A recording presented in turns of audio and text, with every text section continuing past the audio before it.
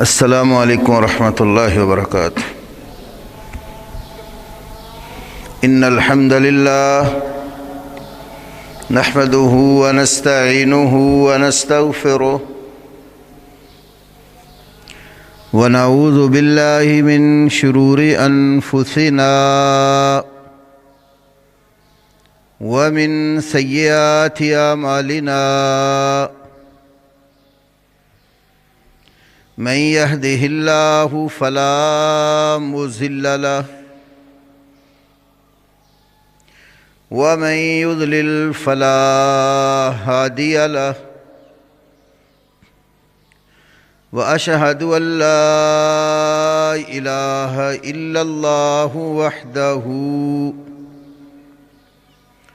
وحده لا شريك له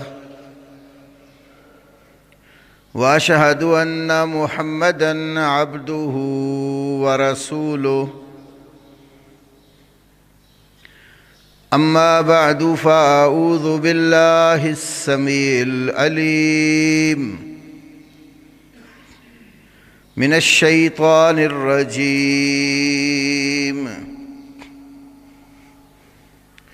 من همزه ونفخه ونفثه بسم اللہ الرحمن الرحیم ومن يعمل سوءا او يظلم نفسه ثم يستغفر الله يجد الله غفورا رحيما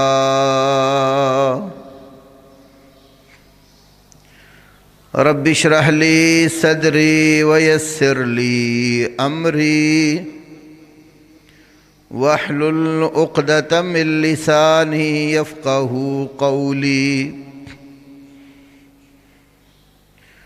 اللهم صل على محمد وعلى آل محمد كما صليت على إبراهيم وعلى آل إبراهيم إنك حميد مجيد اللهم بارك على محمد وعلى آل محمد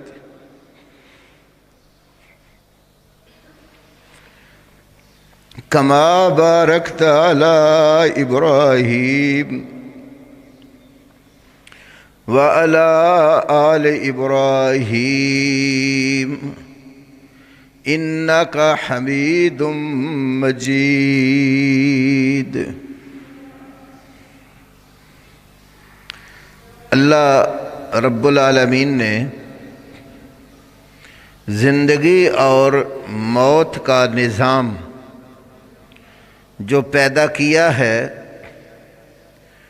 اس نے ہماری ابتلا اور آزمائش کے لیے بنایا ہے۔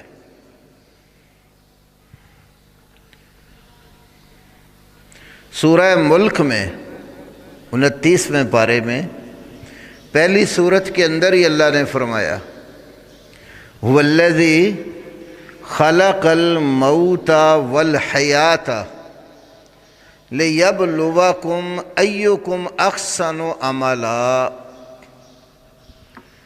اللہ وہ ہستی ہے جس نے موت اور حیات کو اس لیے پیدا کیا تاکہ وہ تمہاری آزمائش کرے کہ تم میں سے سب سے اچھے عمل کرنے والا کون ہے۔ تو زندگی اور موت کا نظام اللہ نے ہمیں اس لیے دیا تاکہ ہم دنیا کے اندر رہ کر سب سے جو اچھے عمل ہیں وہ کریں،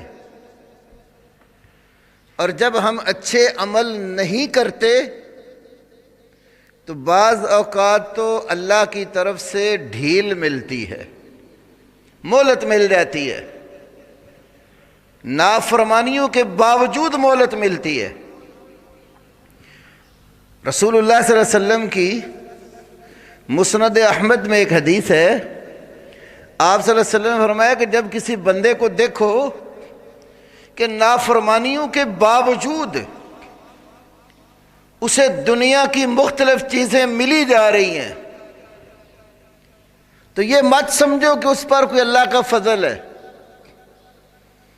کہ اللہ کی نافرمانی بھی کرتا ہے، گناہ بھی کیے جا رہا ہے، جھوٹ بولتا ہے، چغلی اٹھاتا ہے، لعن طعن کرتا ہے، زناکاری اور فحاشی اختیار کرتا ہے، ڈاکے ڈالتا ہے، چوریاں کرتا ہے، کفر و شرک کرتا ہے، مالک کی نافرمانیاں کرتا ہے، اللہ کے نبی صلی اللہ علیہ وسلم کے حقوق کی ادائیگی نہیں کرتا، انسانوں کے حقوق کی ادائیگی نہیں کرتا، تو ان نافرمانیوں کے باوجود اگر اس کو دنیا کی مختلف دولتیں مل رہی ہیں تو یہ نہیں سمجھنا کہ یہ کوئی اس پر اللہ کا فضل ہے۔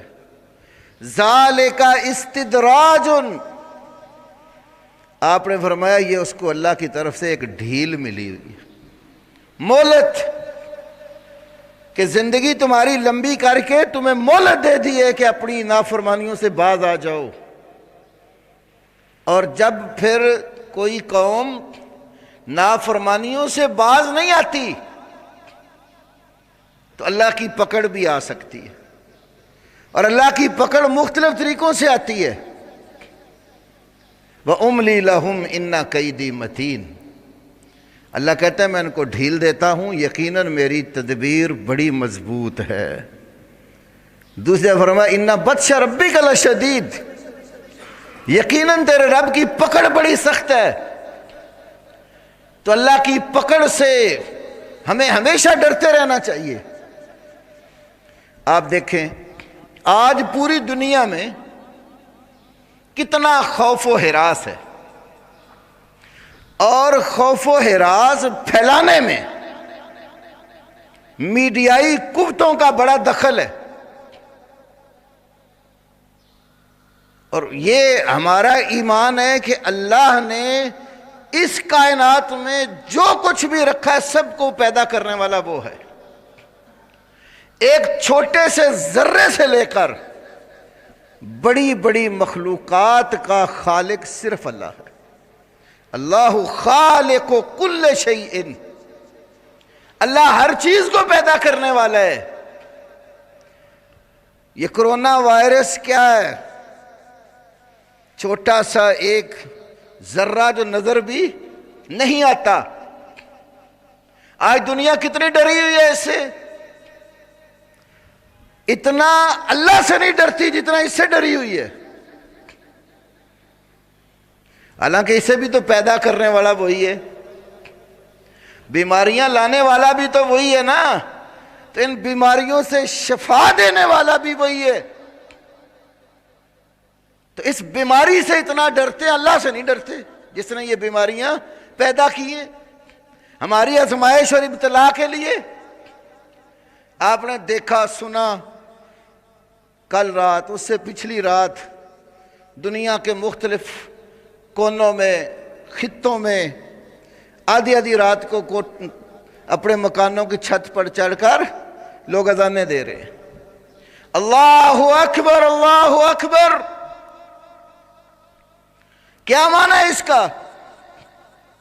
اللہ اکبر، ساری کائنات نیچے ہے اور سب سے بڑی ہستی صرف میرے اللہ کی ہے۔ اذان دینے والے بہت ہیں، نمازیں پڑھنے والے کتنے ہیں؟ چلو آج تو بیماری ہے نا، اس کو ذرا بلا کر تھوڑا سا پیچھے جاؤ۔ جب یہ وائرس نہیں آیا تھا، یہ مسلمانوں کا ملک ہے، یہ مسلمانوں کی بستی ہے، اس بستی میں کتنی مسجدیں ہیں؟ عام حالات میں مساجد میں کتنے نمازی ہوتے ہیں؟ 2-3 صفوں سے زیادہ نہیں ہوتے، وہ بھی 2-3 صفیں، کبھی صبح کی نماز میں، کبھی شام کی، عام ظہر عصر نمازی 1 صف، اور ان میں وہ لوگ کم نظر آئیں گے جو آج اٹھ کر راتوں کو اذانیں دے رہے ہیں۔ اذانیں دینے والوں میں سے اللہ کا حکم مان کر اذان کا تقاضا پورے کرنے والے کم ہیں۔ 8ویں اور 9ویں صدی ہجری میں ایک بڑے عظیم فقیہ اور محدث تھے دمشق کے، امام ابن نحاس رحمہ اللہ۔ انہوں نے اپنے زمانے کا تذکرہ اپنی کتاب تنبیہ الغافلین 514 صفحہ پر تذکرہ کرتے ہوئے لکھتے ہیں کہ ان کے دور میں جب لوگ سمندری سفر کر کے آتے تو پانی میں ڈوبنے کے خوف سے اذانیں دیتے، نمازیں نہیں پڑھتے تھے۔ تو وہ انہوں نے لکھا کہ یہ اذانیں دینے والوں کی اکثریت نماز نہیں پڑھتے، روزے نہیں رکھتے۔ پھر انہوں نے یہ لکھا کہ یہ تو پھر اللہ کی امان اور اس کی حفاظت کے حقدار نہیں، یہ تو زیادہ عذاب کے حقدار ہے۔ میرے بھائیوں، غور کرنا چاہیے، ایک چھوٹے سے وائرس نے آپ کو اتنا خوف زدہ کر دیا ہے، تو کبھی قیامت کا منظر بھی سامنے رکھ لیا کرو کہ روز محشر کو کس طرح کا عالم ہوگا اور ہم وہاں کیسے کامیاب ہوں گے۔ یوم یفر المرء من اخیہ و امہ و ابیہ، جس دن آدمی اپنے بھائی سے، ماں سے، اپنی اولاد سے، بیوی بچوں سے بھاگ رہا ہوگا۔ آج میڈیا نے یہ خوف پیدا نہیں کر دیا؟ گھر میں بھی بیوی بچے بھائی بہنیں کا ایک دوسرے سے دور رہو، اور پھر عجیب عجیب مسئلے پیدا کر دیے۔ شریعت کا استحضار مذاقت بھی نہیں چھوڑتے۔ جی کرونا وائرس سے کوئی مر گیا تو اس کا جنازہ، اس کا غسل، اور جی اگر احتیاطی تدابیر آپ اپنا کر، ماسک پہن کر، گلابز اور دستانے اور وردی پوری پہن کر اس کا علاج کر سکتے ہو، تو اسی تدبیر کے ساتھ اس مسلمان کا آپ غسل کیوں نہیں کر سکتے؟ دوا جو اس کو پلا رہے ہو، علاج اس کا کر رہے ہو، تو احتیاطی تدابیر کے ساتھ اس کا غسل بھی تو ہو سکتا ہے۔ جنازہ پڑھنے میں کیا دقت ہے؟ جو فرض کفایہ ہے 2-4 بندے بھی پڑھ دیں گے تو پوری امت کی طرف سے ادا ہو جائے گا۔ کوئی بھی نہیں پڑھے گا، ساری امت گناہ گار ہوگی۔ عجیب عجیب مسئلے پیدا کر دیتے ہیں۔ یہ دین سے استحضار مذاق لوگ اب بھی نہیں چھوڑتے۔ اور آپ دیکھیں، اس سے تھوڑا سا پیچھے جائیں، پورے ملک میں میڈیا نے کتنا شور ڈالا چند آنٹیوں کی وجہ سے، میرا جسم میری مرضی۔ آج کدھر ہیں وہ لوگ میرا جسم میری مرضی کرنے والے؟ وہ حجاب اور پردے کا مذاق اڑانے والے لوگ کہاں ہیں؟ وہ فرانس جس میں پابندی لگائی گئی تھی حجاب پر، آج دیکھیں ذرا، مرد بھی حجاب کیے ہوئے، عورتوں نے تو چہرے ڈھانک ہی لیے نا بیماری کے ڈر سے۔ اگر اللہ کا حکم مان کر یہ چیزیں اختیار کی ہوتی شاید آپ اس کیفیت سے 2-4 نہ ہوتے۔ تو میرے بھائیوں، کسی کی کوئی مرضی نہیں چلتی، مرضیوں والا اللہ ہے۔ وَمَا تَشَاءُونَ إِلَّا أَن يَشَاءَ اللَّهُ۔ تمہاری چاہت کبھی غالب نہیں آ سکتی، وہی چیز غالب آئے گی جو اللہ رب العالمین چاہے گا۔ تو ہمیشہ ایک تو میرے بھائیوں آج کے دن کا سبق یاد کر لو، اپنے اللہ سے کبھی نا امید نہ ہونا، اللہ سے کبھی نا امید نہ ہونا۔ لا تقنطوا من رحمت اللہ، اللہ کی رحمت سے مایوس مت ہو۔ لا تیأسوا من روح اللہ۔ اور نبی پاک صلی اللہ علیہ وسلم نے ایک بڑی کمال نصیحت کی ایک دفعہ ایک صحابی کو، ابن ماجہ میں، احمد میں اور کتاب المعجم ابو سعید ابن العرابی کی اس میں حدیث ہے۔ ایک صحابی نے کہا یا رسول اللہ صلی اللہ علیہ وسلم مجھے کوئی مختصر نصیحت کریں۔ آپ نے اس نصیحت کے اندر کیا فرمایا؟ 3 باتوں کی نصیحت کی تھی، آخری نصیحت کا جملہ یہ تھا، وَاطْلُبِ الْيَأْسَ مِمَّا فِي أَيْدِ النَّاسِ۔ وَاطْلُبِ الْيَأْسَ مِمَّا فِي أَيْدِ النَّاسِ، یہ انسانوں کی بستی ہے، انسانوں کے اختیارات میں، ان کے ہاتھوں میں جو کچھ بھی ہے اس سے نا امید ہو جا، امید ایک اللہ سے لگا لے۔ آج آپ دیکھو جو اللہ کو نہیں ماننے والے وہ بھی اللہ اللہ کر رہے ہیں۔ وہ امریکہ جس کے پیچھے لگ کر ہم سارا ہی اپنا ایمان کا بھی ملک کا بھی بیڑا گرک کر لیتے ہیں، اور سائنس کرنے والے لوگ کہاں ہیں؟ امریکہ سے بڑا کوئی ملک ہے جس نے سائنسی ترقی کی ہے؟ ڈونلڈ ٹرمپ بھی دعائیہ اجتماع کی بات بھی کر رہے ہیں۔ کل میں نے ایک ویڈیو دیکھی کہ امریکہ کی اسمبلی میں ٹرمپ بھی بیٹھا ہوا ہے، اس کے باقی لوگ بھی، اور قرآن کی تلاوت ہو رہی ہے، قرآن کی تلاوت۔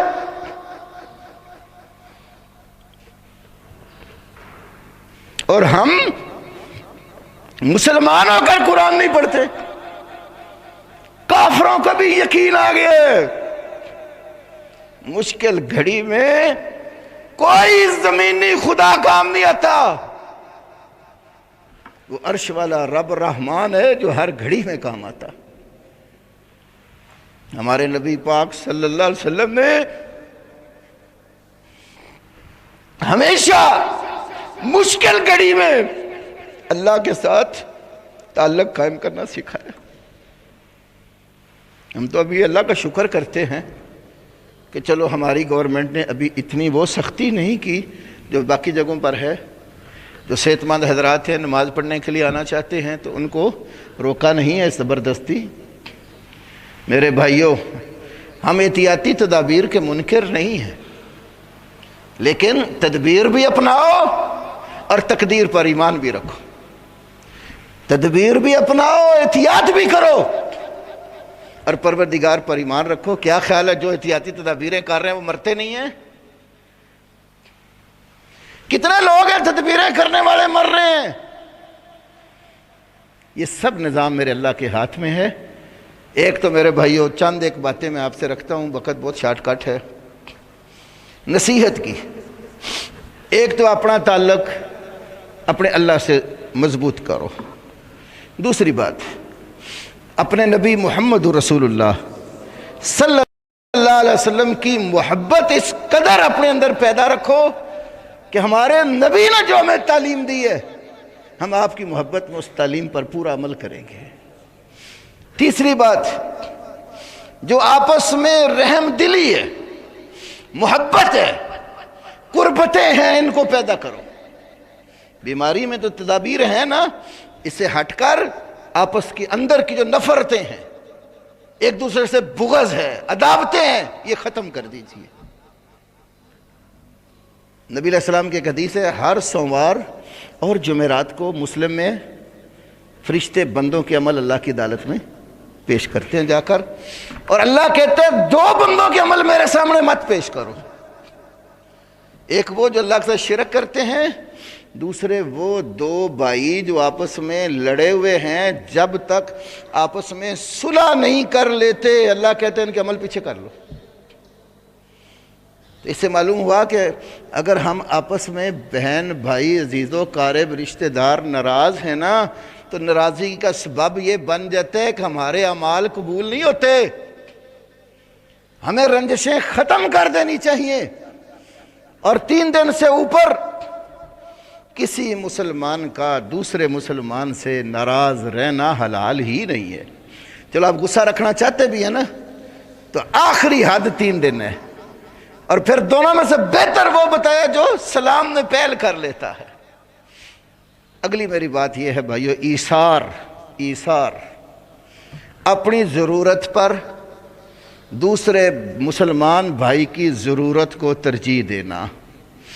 صحابہ میں یہ صفت اللہ نے قرآن میں بیان کیا، یُؤْثِرُونَ عَلَىٰ أَنفُسِهِمْ وَلَوْ كَانَ بِهِمْ خَصَاصَةٌ، وہ اپنی جانوں پر لوگوں کو، دوسرے بھائیوں کو ترجیح دیتے ہیں اگرچہ خود ان کو کتنی شدید حاجت کیوں نہ ہو۔ اس سلسلہ الحمدللہ بہت سارے لوگ کام بھی کر رہے ہیں، اور ہمیں بھی کرنا چاہیے۔ آپ دیکھتے ہیں نا ملک لاک ڈاؤن کی طرف آہستہ آہستہ جا رہا ہے، کئی علاقوں میں پابندی لگ گئی ہے۔ ابھی میں آنے سے پہلے دیکھ رہا تھا امامیہ کالونی میں گورنمنٹ نے پورا سیل کر دی ہے، کیونکہ ایران سے جتنے لوگ آئے ہیں بارڈر کھول رکھا، بعض کم وقتوں نے ایران سے آنے والے لوگ بہت سارے بیماری ساتھ لے کر آئے، اور امامیہ کالونی میں آپ کو پتہ ہی ہے جو لوگ بستے ہیں۔ ابھی میں نے فوٹو دیکھی ہے، سپیکر لگا کے گورنمنٹ اعلان کر رہی ہے، پولیس فوج جو لوگ کھڑے تھے کہ بکھر جاؤ 5 منٹ سے پہلے پورا علاقہ سیل کر دیا گیا ہے کہ اس علاقے میں کرونا وائرس آ گیا ہے۔ تو لاک ڈاؤن کی اللہ نہ کرے کیفیت بڑھے۔ ہم تو اپنے پروردگار سے دعا کرتے ہیں کہ پروردگار مشتوں میں آنے والا کوئی بندہ اس بیماری سے نہ اٹھانا، ورنہ بے دین لوگوں کے پروپیگنڈے کی وجہ سے یا اللہ تیرے اوپر لوگوں کا ایمان اٹھ جائے گا۔ عبادت کو ترجیح دو، گھر میں کرنی بھرپور طریقے سے کرو، نمازیں پڑھو، بچوں کو پڑھاؤ، بیویوں کو پڑھاؤ، والدین کو پڑھاؤ، بہن بھائیوں کو پڑھاؤ، قرآن کی تلاوت پہ لگاؤ، استغفار دعائیں کثرت سے کرو، اور ساتھ ساتھ اللہ نے ہمت دی ہے، توفیق دی ہے، جو بھائی غریب ہیں اور ان دنوں کتنے دیہڑی دار ہیں بیچارے، صبح محنت کر کے رات کو آتے ہیں اور اس سے اپنے بچوں کا پیٹ پالنے والے لوگ ہیں، آج ان کا کام نہیں ہے، تو ہمارا کام ہے جن کو اللہ نے استطاعت دی ہے، ہم ایسے لوگوں کے لیے راشن کم از کم 1 مہینے کا پیک تیار کر کے ان کے گھروں میں پہنچائیں۔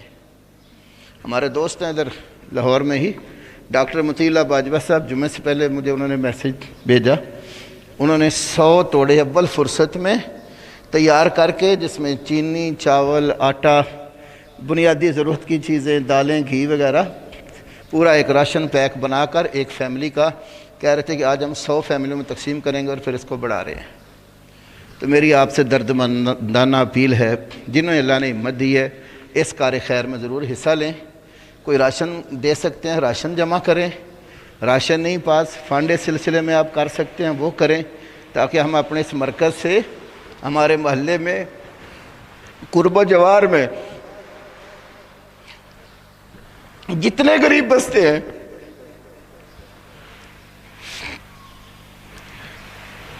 ہم ان کی مدد کر سکیں، اور اس وجہ سے اللہ بھی راضی ہوگا۔ ایک حدیث میں عرض کرتا ہوں آخر میں، بخاری میں ایک حدیث ہے، ایک صحابی، ان کا ایک بھائی دین کے لیے کام کرتا تھا، وہ دوسرے محنت کرتے تھے، کماتے تھے، تو اللہ کے نبی نے فرمایا صلی اللہ علیہ وسلم، انما ترزقون وتنصرون للضعفاءکم، یہ تمہیں روزی ملتی ہے نا، اور تمہیں اللہ کی مدد آتی ہے، اللہ کی مدد اور روزی تمہیں تمہارے کمزور لوگوں کی وجہ سے ملتی ہے، کمزوروں کی تم مدد کرو گے، نتیجے میں اللہ تمہاری مدد کرے گا۔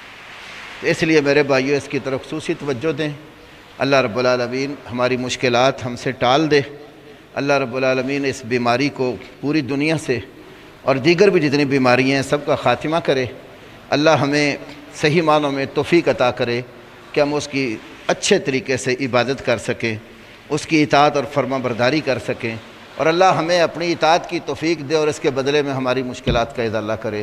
وآخر دعوانا الحمدللہ رب العالمین۔